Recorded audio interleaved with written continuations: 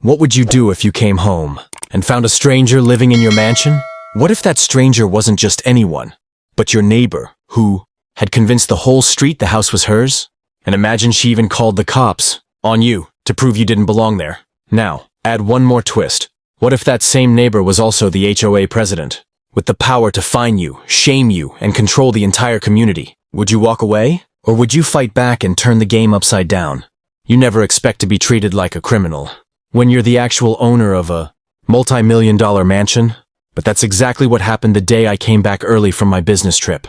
I had been gone for 2 weeks, just 2 weeks, and when I pulled into my driveway, dragging my suitcase behind me, I was greeted not by peace, not by silence, but by flashing blue and red police lights. And the reason? Because my neighbor, who also happens to be the president of our HOA, a woman everyone calls Karen, had called the cops on me. Her claim? That I was breaking into her house. Except the mansion wasn't hers. It was mine. And here's the part that still makes my blood boil. While I was gone, she'd been living in my home for 2 full weeks. Rent-free, pool parties. Wine glasses on my counters, laundry in my washer. I remember standing there stunned as the cops approached me like I was some kind of intruder. Karen stood smugly on my porch, arms crossed, keys in hand, acting like she owned the place. That moment, when the officer asked me to prove I lived there, was the beginning of the wildest, most infuriating, and honestly most satisfying battle of my life. Because what Karen didn't know was that I had the perfect way to turn this entire game upside down. And by the end of it, she would regret ever stepping foot on my property. The funny thing about mansions is, people assume if you own one, you're untouchable. They think you're always present, always watching, always able to shut down nonsense before it spirals. But life doesn't work like that. I travel a lot. Deals, conferences, meetings. It's part of how I bought the place in the first place. That's what gave Karen her opening. She knew my schedule, or at least she thought she did. Word gets around in a neighborhood. When you've got someone nosy enough to run, the HOA. She must have noticed when my lights stayed off. My car wasn't in the garage. My mail piled just a little too high. Instead of calling to check if I was okay like a decent neighbor might, she decided to move in. Of course, I didn't know any of that when I stepped out of my car that afternoon, suitcase in hand, and saw the police cruiser parked right where I usually parked my Range Rover. At first, I honestly thought something had happened, like maybe a break-in or some emergency. My stomach dropped.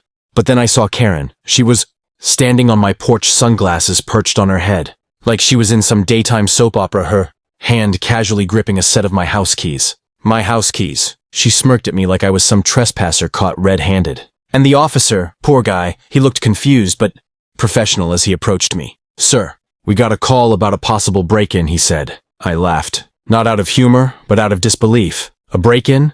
At my own house? I pulled out my wallet, flashed my ID, even showed him the deed I keep scanned on my phone for emergencies. But Karen jumped in with her syrupy voice, the one she uses when she's pretending to be the savior of the neighborhood. "Oh, officer, don't be fooled. He's been gone for weeks. I've been keeping the place safe.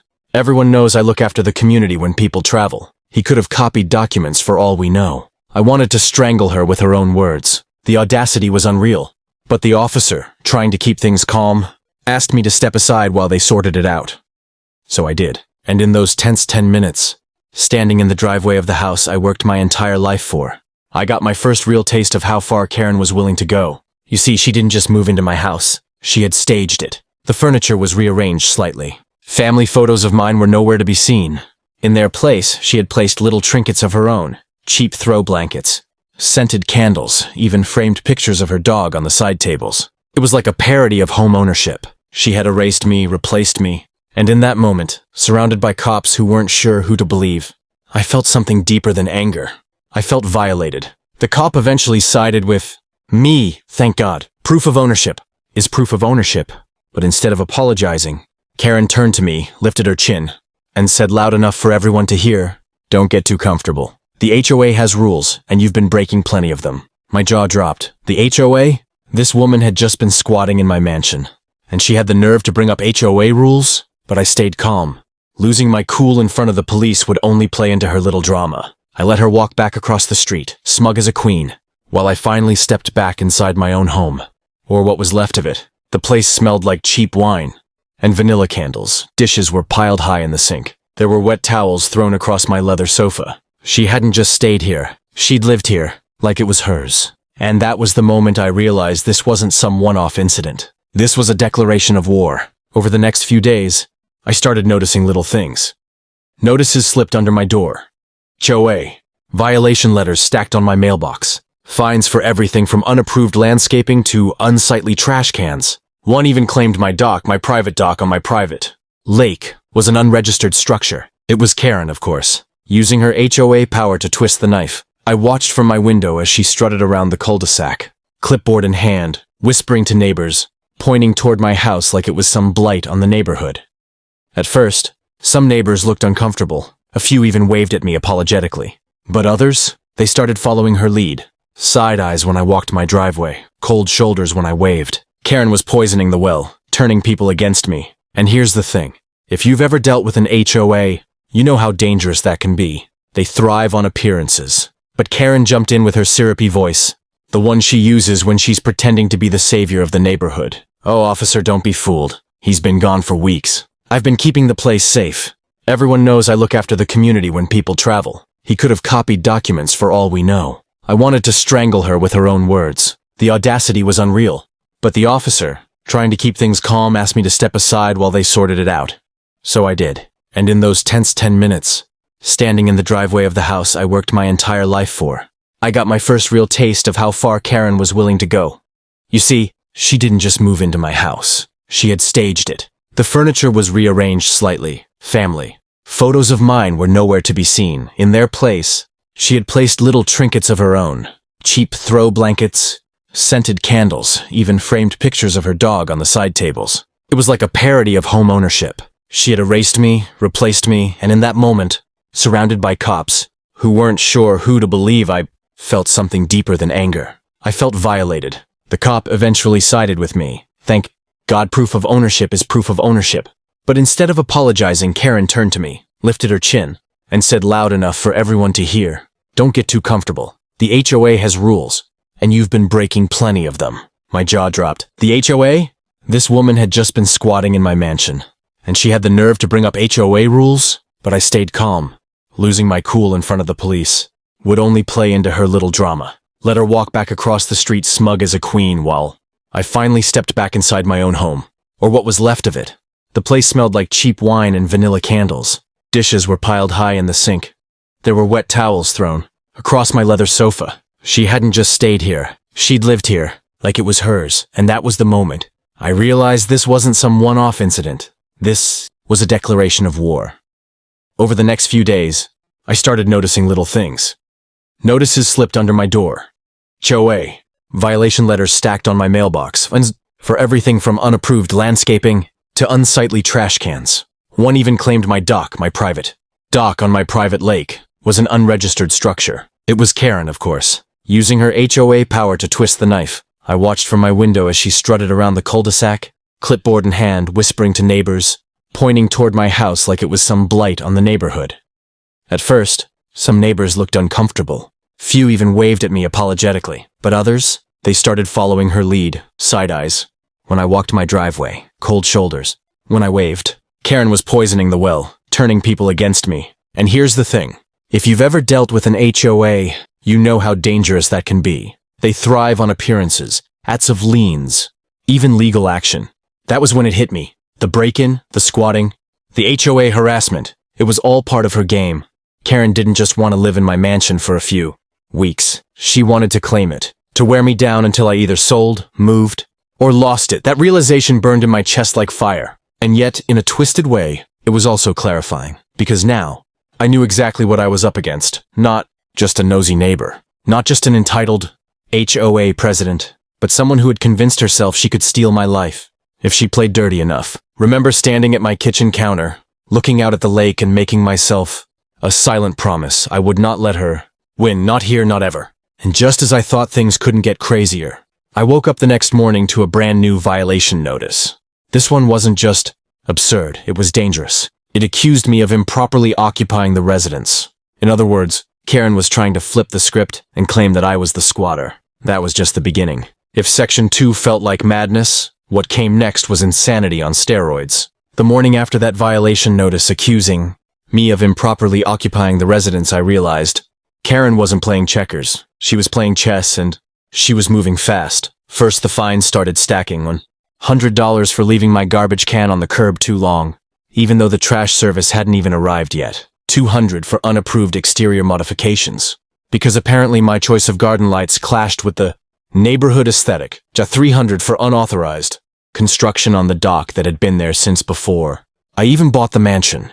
Each letter was thicker, stamped with HOA letterhead, her signature scribbled at the bottom, like a queen signing decrees. At first, I laughed. I tossed them in a drawer and told myself it was just harassment, nothing more. But then came the threats, a warning that if I didn't pay, liens could be placed on my property.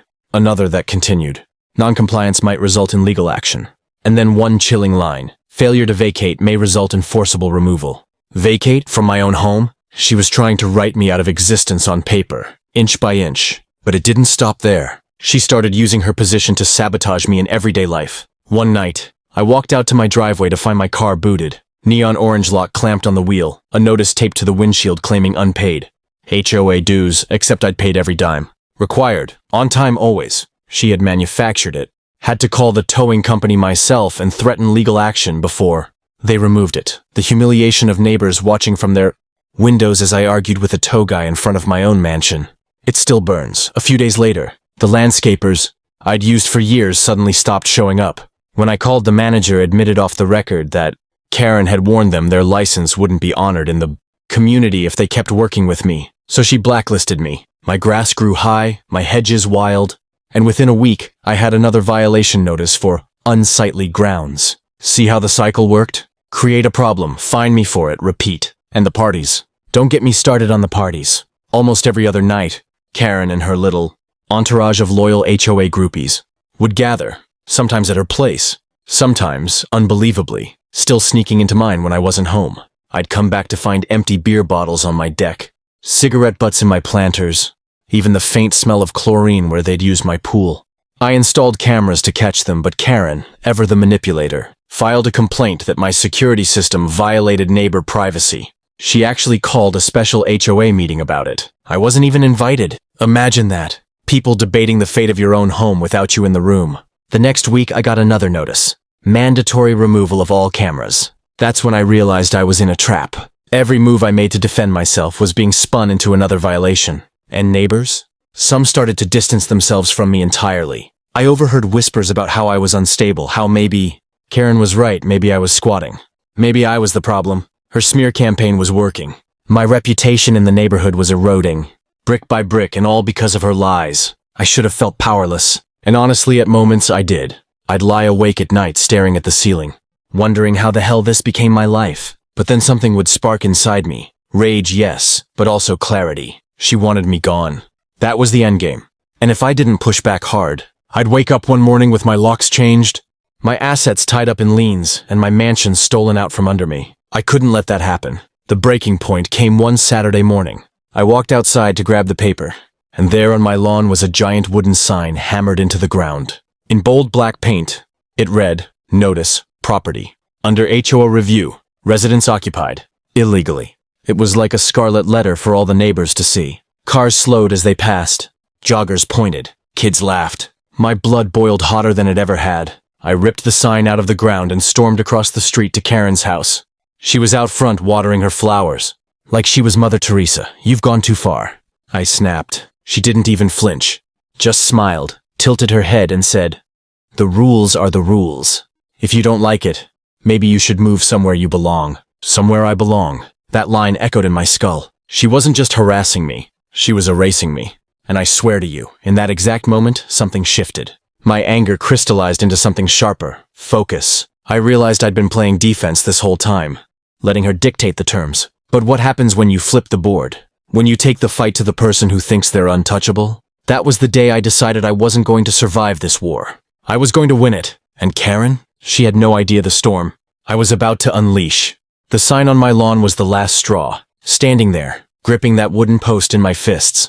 I knew the time for defense was over. Karen had humiliated me, manipulated the HOA, poisoned the neighborhood, and nearly convinced the police I didn't belong in my own mansion.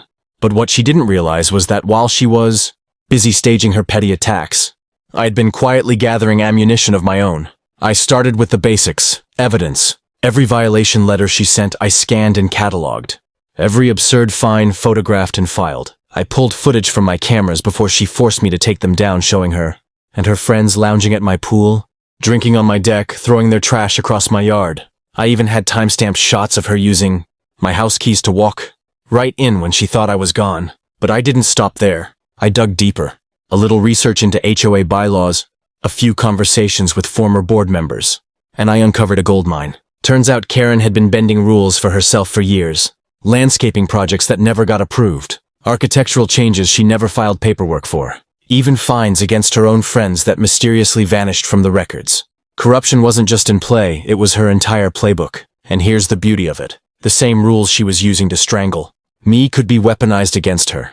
I just had to be patient, strategic, and a little bit ruthless. My first move was small, almost invisible. I started showing up at HOA meetings, sitting quietly in the back, taking notes, pretending to be cowed. Karen loved it. She'd gloat in front of the crowd, making digs about responsible homeowners, while side-eyeing me like she was queen of the court. What she didn't notice was that every meeting I was documenting, recording her statements, cross-checking her minutes against official filings, compiling a dossier of her lies and contradictions. My second move was subtler still. I reached out to the neighbors she had alienated, the ones she fined unfairly, the ones she shamed into silence, over beers, over coffee. In quiet conversations at the edge of driveways, I listened. They all had stories. A retired couple fined for having a non-compliant mailbox. A young family penalized for painting their shutters the wrong shade of blue. Single mom harassed for parking her car on the street overnight. The pattern was clear. Karen thrived on control, bullying anyone who couldn't or wouldn't fight back. And for the first time, these people realized they weren't alone. They had me, and I was ready to lead. The third move? Legal. I contacted a property attorney, laid out my case, and watched his eyebrows climb higher with every detail. She's squatting in your home, fining you illegally, using HOA power for personal gain? He shook his head. This isn't just harassment. This is fraud, maybe even embezzlement. He helped me draft formal complaints, sent cease and desist letters, and filed motions to challenge the validity of her fines. Suddenly, Karen's empire wasn't looking so solid. But I wasn't done yet. The coup de grace was symbolic. On a sunny Saturday morning, I set up a large corkboard right on my driveway. On it, I pinned every violation notice Karen had ever sent me, every absurd fine, every fake complaint. At the top, in bold letters, I wrote, "Welcome to Karen's Kingdom." Neighbors stopped, stared, whispered. Some laughed, some nodded in recognition. Karen came storming across the street, her face redder than a fire truck. "Take that down," she screeched. I just smiled and said, "Rules are rules." Karen, nothing says I can't share public HOA correspondence with my neighbors. For the first time, I saw cracks in her armor. She stuttered, glared at the crowd gathering around, and stomped back to her house in a fury. That moment was the shift. The tide had turned, because now it wasn't just me fighting her. It was the neighborhood awakened, questioning the authority they'd blindly followed. The more people whispered, the weaker she grew. The more I exposed, the shakier her throne became. And I hadn't even revealed the best part yet. You see, while she was busy playing Queen Bee, she forgot that even a queen answers to higher powers. And I had just filed a comprehensive complaint to the state housing authority complete with evidence of fraud, misuse of HOA funds, and illegal occupancy of private property. The investigation would take time, but once it landed, it would hit like a hammer. Until then, I kept my composure, calm, witty, patient. Let her think she still had power while I quietly built the guillotine. And when it finally dropped, Karen wouldn't just lose her crown. She'd lose everything. The corkboard stunt was just the appetizer. The real feast came weeks later when the investigation I'd triggered finally came to light. It started subtly, with unfamiliar cars pulling into the neighborhood, suits with clipboards knocking on doors, asking questions. At first, Karen tried to spin it, telling anyone who'd listen that it was routine HOA business, but the whispers started. People noticed the investigators never went to anyone else's house, only hers. They noticed the way her face tightened when the questions dragged on the way. She slammed her door after they left. And then the bomb dropped. A letter went out to every homeowner in the subdivision. Official letterhead. State Housing Authority. Words that made Karen's empire crumble in an instant. The current HOA president is under investigation for misuse of funds, fraudulent violation notices, and unauthorized occupancy of private property. The neighborhood buzzed like a hive. People gathered on sidewalks, pointing, gossiping, suddenly brave enough to say out loud what they'd all thought for years. And me, I stayed quiet, patient, savoring every second. Because the best part hadn't happened yet. It came during the next HOA meeting. Karen strutted in like nothing was wrong, clutching her clipboard as if it could shield her from reality. She launched into her usual speech about neighborhood, integrity, and community values. But the room was different this time. No nodding heads, no sycophantic chuckles, just stares, cold, heavy stares. And then, halfway through her rant, one of the investigators stood, up in the back, calm, authoritative. Ms. Whitmore. Yes, Karen's last name. We have reviewed extensive documentation of your conduct as HOA president, effective immediately. You are suspended from all HOA duties pending formal removal. You could have heard a pin drop. Karen froze, eyes wide, mouth half open like a fish out of water. That's absurd! I am the HOA! She shrieked. But the man only raised an eyebrow and held up a thick folder. Not anymore. The neighbors erupted. Some gasped. Some laughed outright. One even clapped. For me, it was like watching the villain's mask finally peel away in slow motion. Her power evaporated right there, in the same room where she'd humiliated so many others. But it wasn't over. Because remember, I had evidence, and I wasn't about to let her walk away with just a bruised ego. I stood up, calm as ever, holding a thick binder of my own. While you're here, I said to the investigator, you might want to see this too. I handed it over. Inside were printouts of every camera capture, every notice, every bogus fine. Photos of her at my pool using my keys. Drinking wine in my living room, time-stamped, irrefutable. The investigator flipped through it, nodded slowly, then looked back at Karen. Ms. Whitmore, do you deny having occupied Mr. Miller's residence for 2 weeks while he was away? She sputtered, red-faced. I was protecting it. He abandoned it. But the crowd wasn't buying it. Gasps, whispers, even a few jeers. Someone muttered, protecting it? With pool parties? Another, she fined me for my shutters while she was squatting in his mansion. The investigator closed the binder with finality. Thank you. Mr. Miller, we'll add this to our report. And then came the cherry on top. Because as much as Karen loved her power, she loved her money more. And it turned out she'd been skimming HOA funds for years. Thousands siphoned into personal accounts, disguised as community improvements that never happened. The investigators laid it all out in front of everyone. Misuse of funds, fraudulent charges, possible criminal charges pending. The look on her face when she realized she wasn't just losing her title but might actually face prison. That was the justice I'd been waiting for. She tried one last time to claw her way back, screaming about conspiracies, about how I was the real criminal. But the room had turned. Neighbors she once terrorized stood up, pointing fingers, shouting back, You fined me for nothing! You lied about my dog! You threatened to tow my car! It was like years of bottled-up resentment exploded in one glorious eruption. By the time the meeting ended, Karen wasn't the queen anymore. She was the pariah, stripped of her crown, drowning in paperwork, facing legal hell she couldn't charm her way out of. And me? I walked out of that room with my head high, neighbors patting me on the back, some even apologizing for ever doubting me. But I couldn't resist one last line. As I passed Karen, slumped in her chair, mascara running down her face, I leaned just close enough for her to hear and whispered, Rules are rules, Karen, remember? The way her eyes flared, it was sweeter than any victory speech I could have given. That night, I stood on my deck, looking out at the lake, the moonlight rippling across the water. For the first time in weeks, I felt peace. Real peace, because justice hadn't just been served, it had been delivered with precision, in front of the very people she used to control. And the best part, she had done half the work herself. Her arrogance, her entitlement, her obsession with power, it all set the stage for her downfall.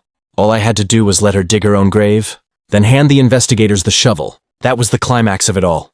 Karen, undone not by me, but by the very rules she once used as weapons.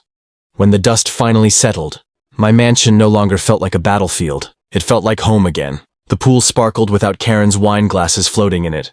The kitchen smelled like coffee instead of cheap candles. And my lawn grew under the care of landscapers, who actually wanted the work without the threat of HOA. Politics hanging over their heads. The neighborhood too seemed lighter. People smiled again, waved, even stopped to chat. A few confessed they'd been too afraid to speak up before. But after seeing Karen fall, they felt like they'd finally gotten their voices back. It was strange, though. For weeks I'd lived with constant tension, waiting for the next violation, the next humiliation, the next insane move from Karen. And then, in one meeting, it all collapsed for her. Just like that, the monster was gone. But that's the thing about entitlement and power built on fear. It only lasts as long as people believe in it. The moment the illusion cracks, the whole structure tumbles down. Karen's downfall wasn't really about me. Sure, I was the spark, the one who refused to roll over, but the truth is she created her own destruction. She underestimated everyone. She thought people would always stay silent, that no one would challenge her, that she could twist rules endlessly, and no one would dare to fight back. She forgot the most important rule of all. When you push people too far, eventually they push back. And when they do, it's not just one voice. It's a chorus. I like to think there's a lesson in all this beyond the drama and the satisfaction of seeing her get what she deserved. The lesson is simple. Bullies thrive in silence. They grow strong when people look the other way. When neighbors shrug and say, "That's just how she is." But the moment you shine a light on their behavior, the moment you document, expose, and refuse to play by their false rules, their power crumbles. They rely on intimidation. Take that away and they're nothing. In my case, justice looked like Karen losing everything she thought she controlled. Her title, her reputation, her grip on the neighborhood. For others, justice might be smaller. A fine overturned a rumor, debunked a voice, finally heard. But no matter how big or small, it matters. Because it reminds people that standing up isn't just possible, it's necessary. And if you're watching this, maybe you've had your own Karen. Maybe it was a boss who thought they could control you, a neighbor who made your life miserable, or someone who believed rules didn't apply to them but always to you. If so, then you know the taste of injustice, the frustration of feeling trapped in someone else's game. My advice, don't let them write the rules forever. Document, prepare, wait for the moment to strike, and when you do, make it undeniable. That's how you win, not with noise but with proof. Not with rage but with patience. And when the time comes, let their own arrogance bury them. Now, every time I walk past Karen's old house, I can't help but smile a little. It's quiet now, peaceful. The new residents keep to themselves, plant flowers, wave politely. No clipboards, no midnight parties, no signs hammered into anyone's lawn. Sometimes I wonder if Karen lies awake at night thinking about how she lost it all. Maybe she does. Maybe she's already moved on to her next victim in some other neighborhood, still convinced she's the queen of rules. But that's not my problem anymore. My story with her is over. And honestly, I wouldn't trade the ending for anything. Because in the end, revenge wasn't me yelling, or screaming, or even kicking her out. Revenge was letting the truth play out in front of everyone, watching her kingdom burn to the ground, and walking away clean. That's the kind of justice that lingers. So here's my takeaway. Stand tall, stay patient, and never underestimate the power of receipts, literal or metaphorical. When the time comes, let the truth do the talking. Trust me, it's louder than anything else. And now, I'll leave you with a question. What would you have done in my shoes? Would you have fought or just moved away to escape the madness? Drop your answer in the comments. And if you made it this far, comment "justice served" so I know you're part of the crew who loves seeing bullies finally get what's coming to them. Because at the end of the day, there's nothing sweeter than poetic justice.